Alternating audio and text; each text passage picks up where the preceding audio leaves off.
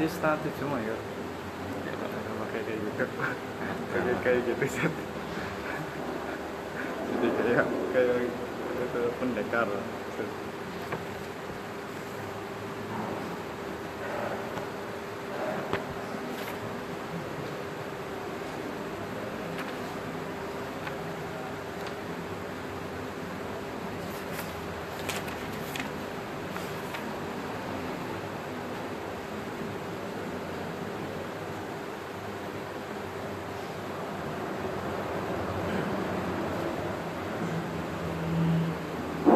Bismillahirrahmanirrahim. Assalamualaikum warahmatullahi wabarakatuh. Alhamdulillahirabbil alamin. Wassalatu wassalamu ala asyrafil anbiya'i wal mursalin wa ala alihi wa sahbihi wa man tabi'ahum bi ihsanin ila yaumiddin.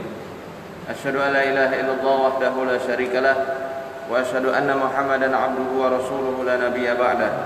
Allahumma shalli ala nabiyyina Muhammadin wa ala alihi wa sahbihi ajma'in.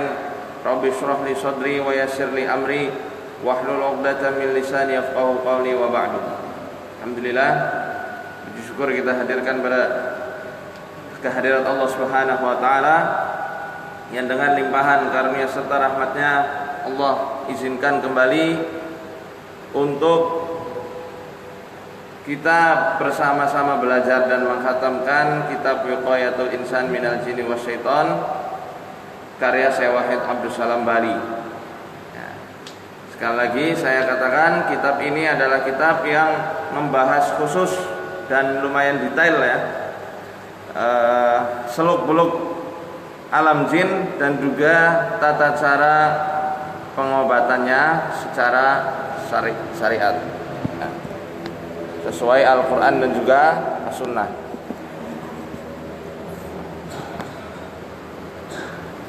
Alhamdulillah kita sudah sampai masuk ke bab yang keempat. Kemarin kita sudah bahas sedikit tentang sejarah permusuhan iblis dan juga Nabi Adam alaihissalam.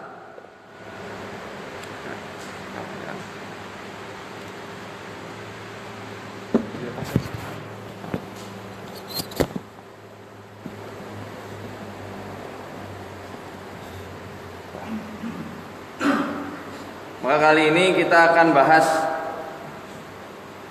lanjutannya ya, yakni tentang al-farqu baina adawati syaitan wa adawatil insan. Bedanya permusuhan setan dan juga permusuhan di kalangan manusia itu sendiri. Allah Subhanahu wa taala berfirman dalam surat Al-A'raf, "Khudhil 'afwa wa'mur bil 'urfi wa'arid 'anil jahilin." Jadilah engkau pemaaf wahai Muhammad, dan suruhlah mereka dengan cara yang ma'ruf, dengan cara yang baik, wa'arid 'anil jahilin, dan berpalinglah kamu dari orang-orang yang jahil atau orang-orang yang bodoh yang mengganggu dakwahmu atau memusuhi dakwahmu. Wa imma yanzaghannaka minasyaitani nazghun fasta'id billah innahu sami'un alim. Dan kalau ada setan yang mengganggu kamu wahai Muhammad ya, dengan suatu gangguannya, maka mintalah kamu perlindungan kepada Allah Subhanahu wa taala, karena sesungguhnya Allah Subhanahu wa taala adalah Tuhan yang sami', Maha mendengar, alim, Maha mengetahui, yakni mendengar segala apa yang kamu keluhkan, mendengar segala apa yang menjadi deritamu selama ini. Walaupun rintihan itu amat sangat ringan, Allah Maha mendengar, alim, yang Maha mengetahui segala kesedihanmu, segala kekecewaanmu, dan segala apa yang menjadikan hatimu itu gundah gulana. Maka mintalah sama Allah Subhanahu wa taala, minta perlindungan. Ya. Ini di ayat yang pertama. Surat yang pertama, surat A'raf ayat 199 sampai ayat 200. Bedanya ketika ada orang manusia yang memusuhi dakwahnya Rasulullah, manusia yang dia itu belum dikasih ilmu sehingga memusuhi kita, Allah menyuruh Rasulullah SAW langsung ya melalui kalamnya dalam Quran, khudil afwa, jadilah kamu pemaaf, maafkan orang-orang yang belum tahu itu, yang memusuhi kamu, maafkan mereka.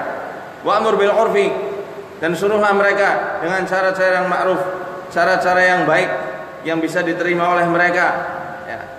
Karena apa? Sesungguhnya manusia tabiatnya itu sejahat-jahatnya masih mempunyai tabiat baik. Makanya dalam Quran tidak sekonyong-konyong langsung perangi atau langsung minta perlindungan pada Allah, tapi tunggu terlebih dahulu ya. Bahkan bisa antum lihat dalam surat Thaha, sampai-sampai Nabi Musa dan Nabi Harun pun yang diutus kepada Fir'aun, manusia paling sombong, manusia durhaka yang fenomenal ya, karena namanya selalu banyak disebutkan dalam Al-Quran ya. Sejahat Fir'aun pun Allah masih suruh mendakwahinya dengan perkataan yang lembut supaya Fir'aun itu mau ya, memeluk agama tauhid, mau mengimani Allah. Karena apa? Allah tahu ya, tabiat manusia sejahat apapun dia, sekasar apapun dia masih mempunyai sisi lembut. Dia masih mempunyai peluang untuk mendapatkan hidayah. Dia masih mempunyai peluang untuk tersentuh hatinya. Beda sama setan. Makanya ada istilah, ini bukan hadis, bukan juga athar ulama ya, tapi istilah saja dari orang-orang yang intinya sebaik-baik setan, sebaik-baik jin itu adalah seburuk-buruknya manusia. Nah, apalagi yang sejahat-jahatnya nggak terbayangkan ya. Bisa antum lihat bagaimana gangguan mereka terhadap orang-orang yang tidak tahu apa-apa. Ketika mereka sudah mencintai manusia dengan nafsu syahwat mereka tidak peduli mau manusianya sakit kayak, mau manusianya tersiksa, lumpuh total selamanya, tidak urusan. Yang penting bahagia. Itulah setan. Nah, yang penting gue senang, yang penting yang senang. Itu prinsip mereka ya. Makanya dalam Quran juga banyak sekali perbedaan akan hal ini ya. Kemudian surat Fussilat juga dijelaskan idfa' billati hiya ahsan. Surat apa ini? Surat Al-Mu'minun. Idfa' billati hiya ahsanu sayyi'atan nahnu a'lamu bima yasifun. Wa qur rabbi a'udzu bika min hamazati syayatin wa a'udzu bika rabbi ay yahdurun. Ya. Ayat ini juga menjelaskan kalau misal ada orang manusia yang berlaku buruk kepadamu, maka balaslah dengan sesuatu yang lebih baik daripada keburukan itu. Bukan lebih baik, yang dimaksud adalah keburukan serupa yang lebih parah, atau istilah orang kita pembalasan lebih kejam.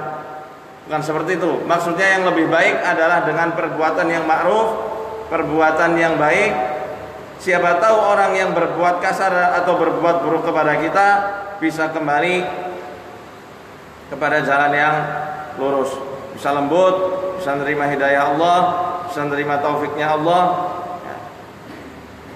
Dan Muhammad, kalau kamu diganggu setan, maka katakanlah Rabbi a'udzu bika min hamazati syayatin. Wahai Tuhanku, aku meminta perlindungan kepadamu dari godaan-godaannya setan. Bisikan-bisikannya. Hamazat, hamzun kemarin yang pernah kita bahas. Hamazat itu adalah pencelakaan-pencelakaannya setan. Yang dimaksud adalah setan itu bisa juga membunuh manusia, bisa menyakiti manusia. Selain hamazat ini maksudnya adalah waswas atau bisikan, hamazat juga dijelaskan sebagai apa? Kecelakaan yang ditimbulkan oleh para setan, penyakit-penyakit yang ditimbulkan oleh para setan. Wa a'udzu bika rabbi ay yahdurun. Aku minta perlindungan kepadamu ya Allah ketika mereka mendatangi aku, ketika mereka hadir di sekitarku, supaya apa? Tidak masuk, tidak terjebak pada godaan-godaannya setan. Ayat selanjutnya juga menjelaskan demikian. Surat Fussilat ayat 34 sampai 36. Idfa' billati hiya ahsanu fa idzal ladzi bainaka wa bainahu adawatun ka'annahu waliyyun hamim wa ma yulaqqaha illa alladziina sabaru wa ma yulaqqaha illa dzu hazzin 'adzim wa imma yanzaghannaka minasy syaitani nazghun fasta'idz billah innahu huwas samii'ul 'aliim. Tolaklah perbuatan buruk mereka dengan sesuatu yang ma'ruf, sesuatu yang lebih baik. Maka tatkala ada hubungan permusuhan antara kamu dengan mereka, tiba-tiba Allah membalikkan hubungan permusuhan tersebut menjadi hubungan yang baik. Seperti halnya teman yang dekat, seperti halnya sahabat setia. Dan itu tidak didapatkan kecuali bagi orang-orang yang bersabar. Dan itu tidak akan diberikan kecuali orang yang mempunyai akhlak yang luhur. Ini kata Allah. Ketika ada permusuhan antara sesama manusia, kita disuruh membalasnya dengan perbuatan yang lebih baik atau memaafkan mereka. Ya. Jadi nggak langsung diperangi. Bahkan dalam kaidah jihad sendiri kan, yang pertama harus dilakukan sebelum memerangi mereka dengan jihad qital, ya, saling membunuh, peperangan, itu adalah dengan apa? Menasehatinya. Kita sampaikan hujahnya bahwasanya hal yang kamu lakukan ini salah, kamu melanggar batasan, kamu melanggar peraturan. Kalau mau nerima, ya tidak ada peperangan, tidak ada kita angkat senjata. Tapi ketika mereka melawan, menolak, bahkan melawan atau membunuh utusan, baru angkat senjata perang. Ada tahapannya, nggak langsung asal angkat senjata bunuh-bunuh, tidak begitu.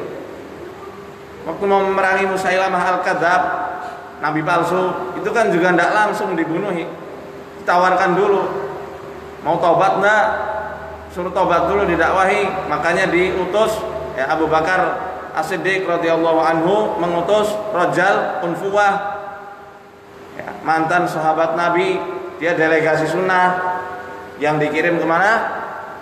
Ke negerinya Musailamah al-Kadzab.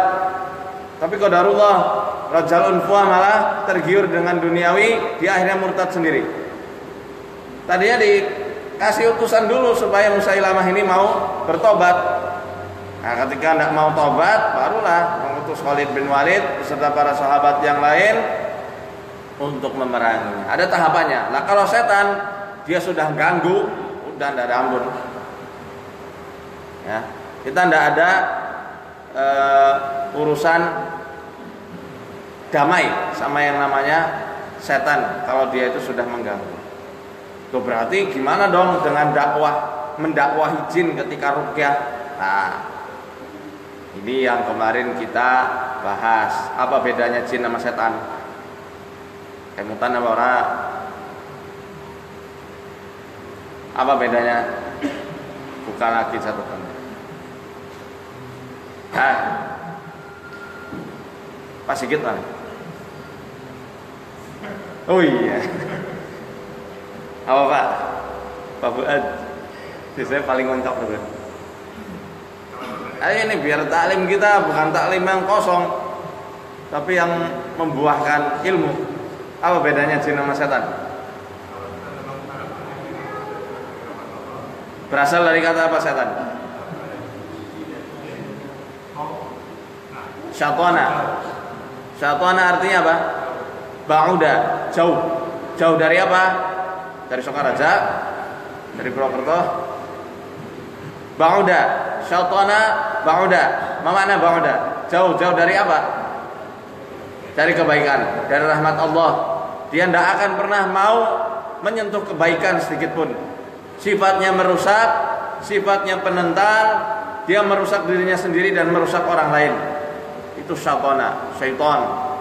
Dan jadi setan ini bukan hanya dikhususkan untuk bangsa jin saja, manusia yang sifatnya perusak, penentang, ya.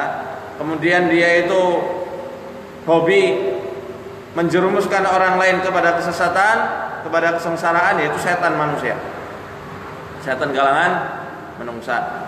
Nah, kalau jin ketika masuk dalam tubuh manusia, memang itu tidak bisa langsung kita hukumi setan secara keseluruhan. Karena sebab-sebabnya masuk, sebab-sebab bangsa jin masuk ke dalam tubuh manusia itu ada banyak. Apa aja kemarin yang pernah kita bahas? Masul isqi, karena dia suka sama manusia. Masul adawah, karena dia memusuhi manusia. Masul intiqam, karena dia apa?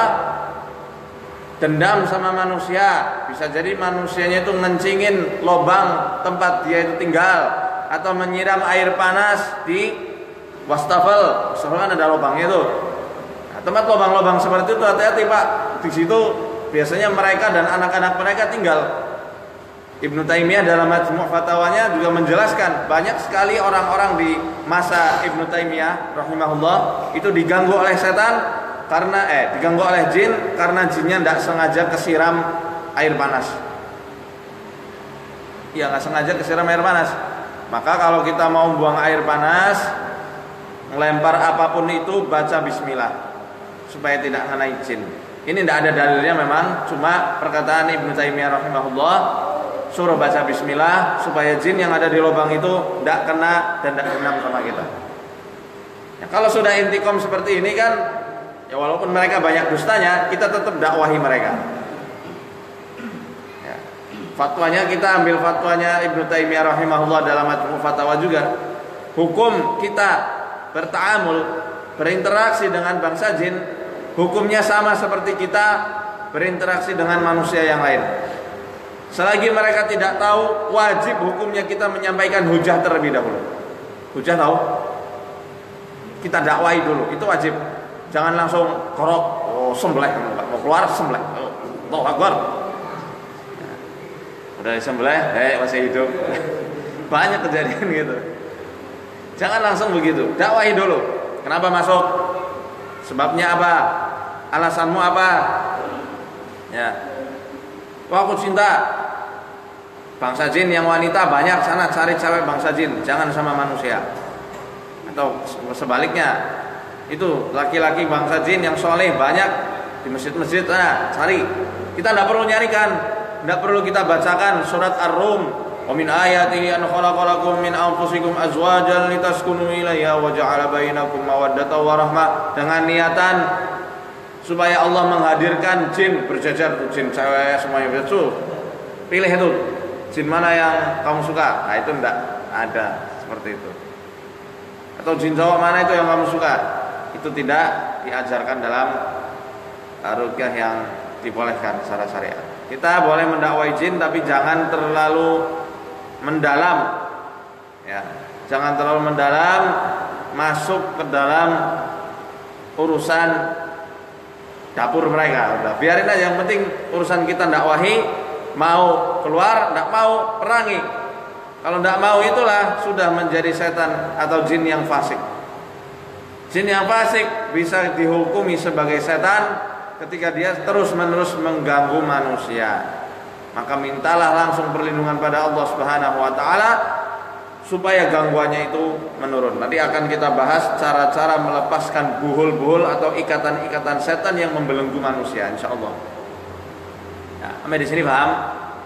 Bedanya apa permusuhan manusia sama setan?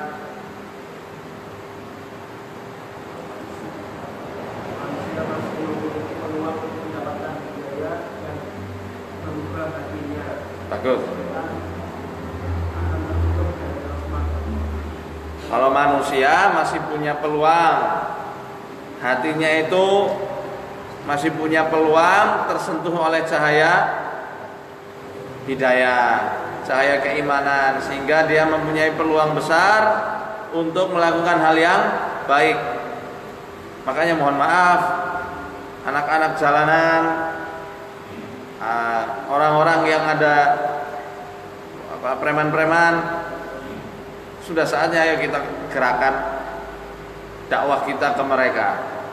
Syukur-syukur dengan perantaraan dakwah ini mereka mau memeluk Islam secara kafah.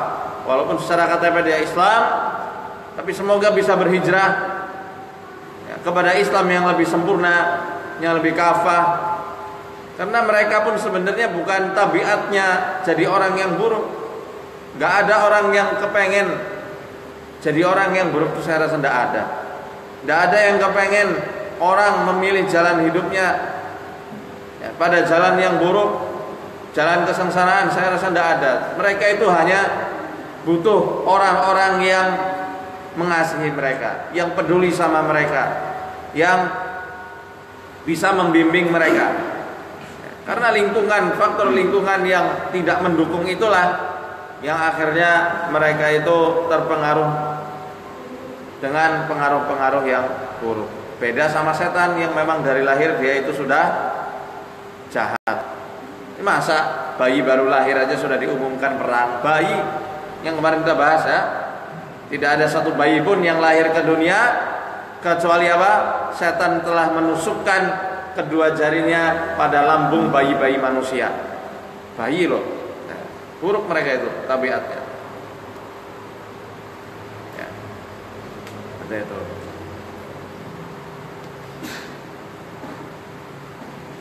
Penjelasan dari Ibnu Katsir saya rasa sudah kita bahas tadi. Jadi tidak perlu kita ulang ya. Intinya manusia ketika ada permusuhan antar sesama kita, sesama manusia, maafkanlah, lembutkan hatinya dan tolak dengan cara yang baik. Tapi kalau setan yang sudah memusuhi, itu permusuhan abadi yang gak akan pernah damai ya, jadi selalu minta perlindungan pada Allah Subhanahu wa ta'ala ya. Selanjutnya at-tashkik fi tauhid. Tujuan awal setan adalah dengan apa? Dengan membuat hati kita itu ragu akan ketauhidan, akan keesaan Allah Subhanahu wa taala. Ya. Inna tauhida huwa asasul islami wa sarhuhu syamikh wa huwa sirru fi intisaratil muslimin al-awwal wa alaihi qamatil imratiriyah al-islamiyah ya, imperator Islam maksudnya. Tauhid ini adalah pondasinya Islam.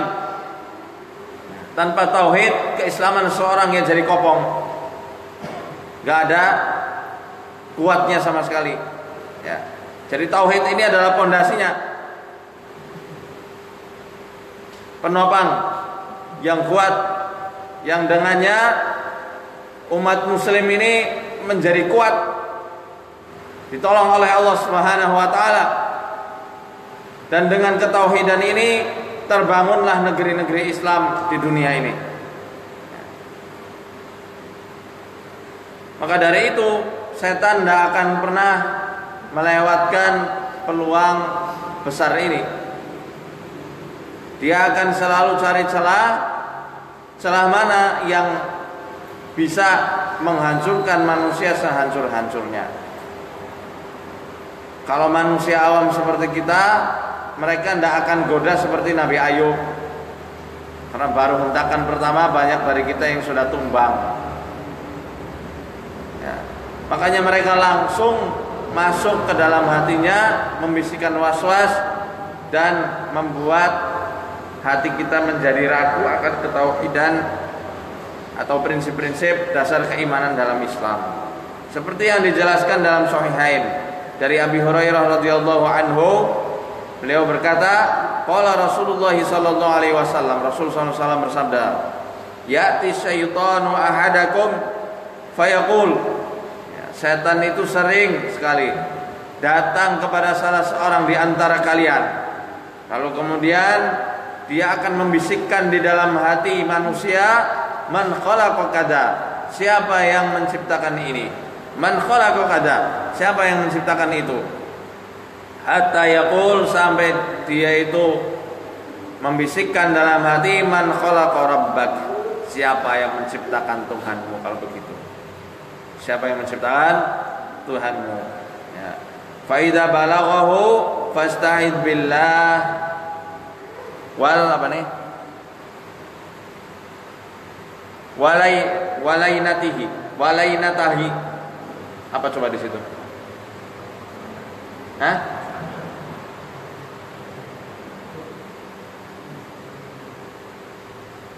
Waliantahi apa kayaknya waliantahi nih. Waliantabih sepertinya. Salah cetak ya. Kalau dia sudah sampai membisikkan siapa yang menciptakan Allah, maka minta perlindungan sama Allah.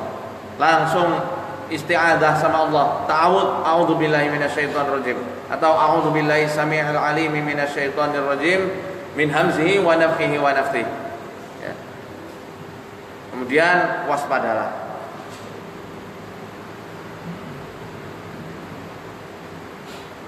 Kenapa?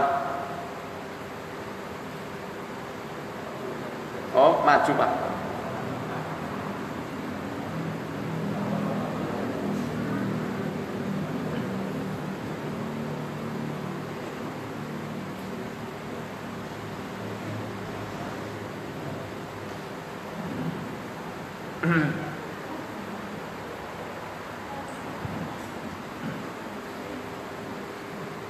Ya. Sudah? Agak maju aja bapak-bapak, biar nggak ketutupan tiang.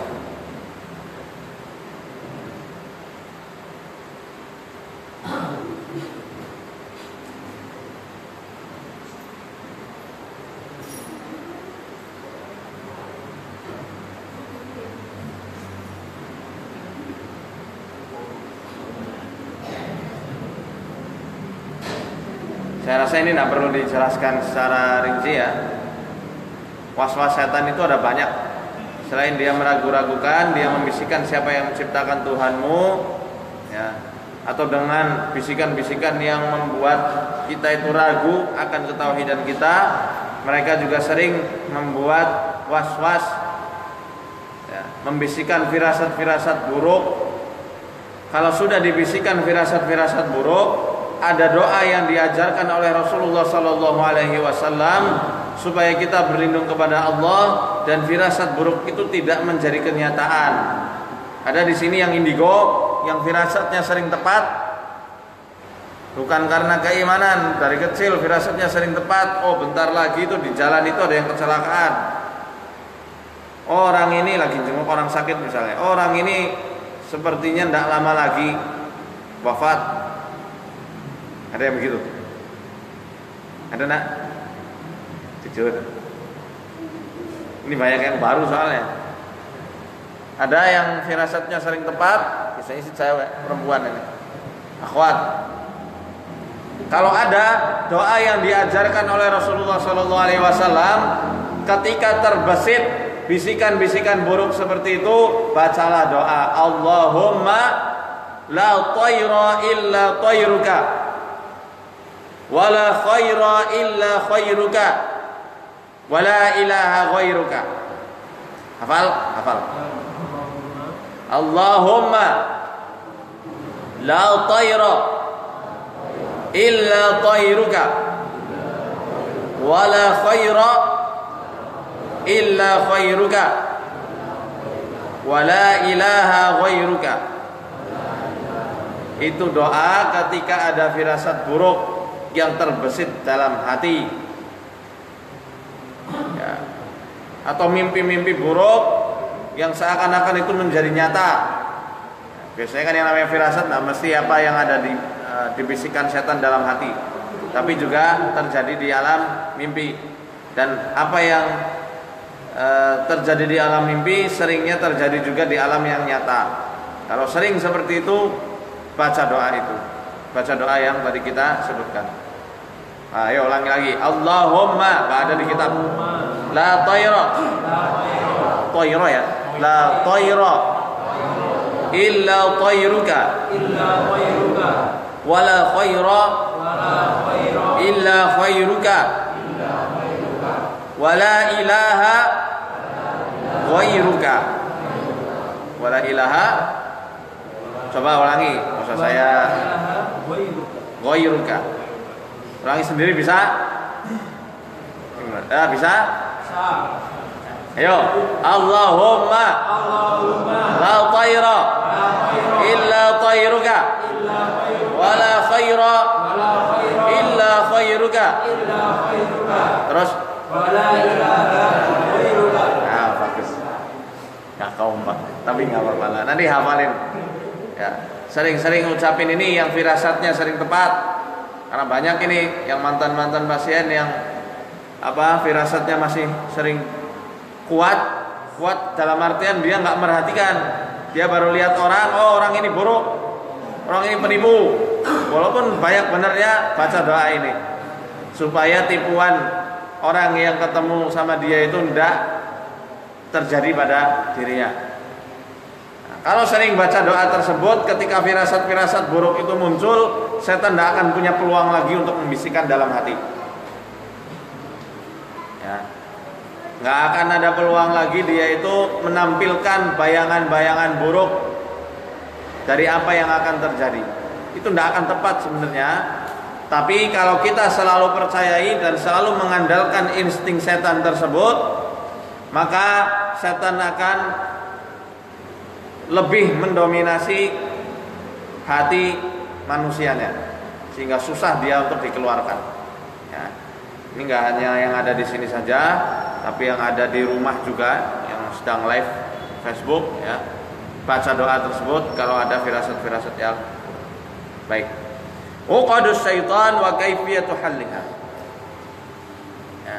Buhul-buhul setan dan cara untuk melepaskan buhul tersebut, ikatan-ikatan setan.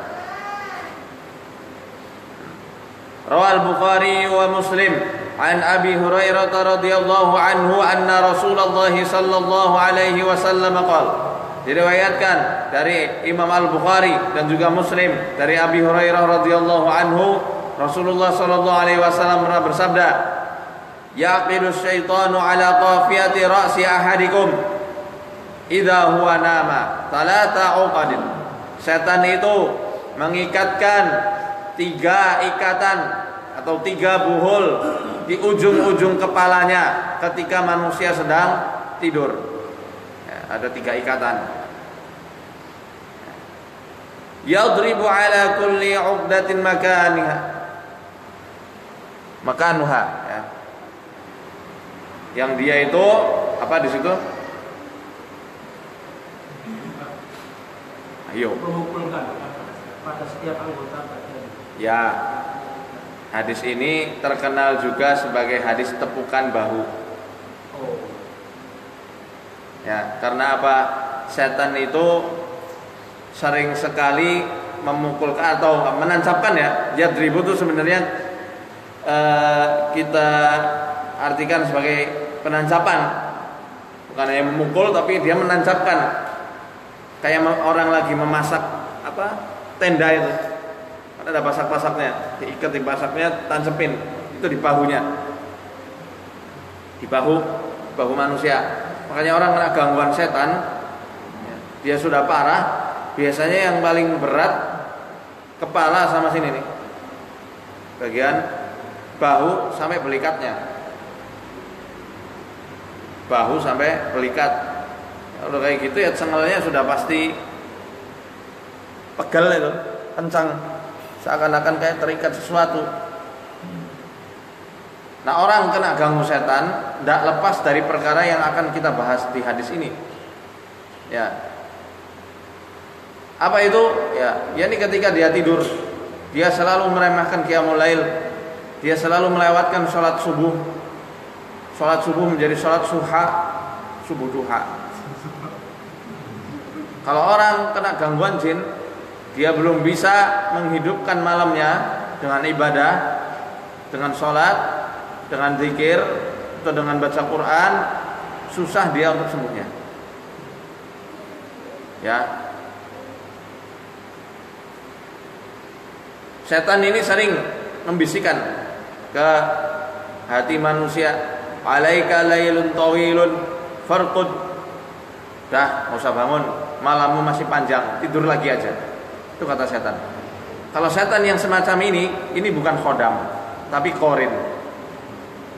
Perlu kita bedakan gangguan korin sama gangguan khodam atau jin dari luar. Banyak sekali orang-orang yang datang ruqyah, ternyata dia itu masalahnya bukan masalah jin luar, cuma dia sudah terlanjur memvonis dirinya, aku ini kena kena gangguan jin, kena santet, kena tenung, kena teluh, kena pelet, pokoknya kiriman aja dari luar. Itu belum tentu. Jangan-jangan gangguannya selama ini adalah karena korinnya sendiri, karena dirinya yang selalu mengikuti bisikan-bisikan korin tersebut. Kan dalam hadis riwayat Imam Muslim sudah dijelaskan. Ma min ahadin minkum illa wa qad wukila qarinuhu minal jinni wa qarinuhu minal malaikah. Tidak ada satu seorang pun di antara kalian kecuali Allah Subhanahu wa taala telah menetapkan qarin, pendamping. Qarin itu artinya apa? Pendamping. Pendamping dari bangsa jin dan pendamping dari siapa? Bangsa malaikat. Dan mereka kan selalu bertempur nih, rebutan pengaruh, bisikan. Di mana tempat pertempuran abadi mereka? Ada di jantung kita, qalbu. Qalbu kemarin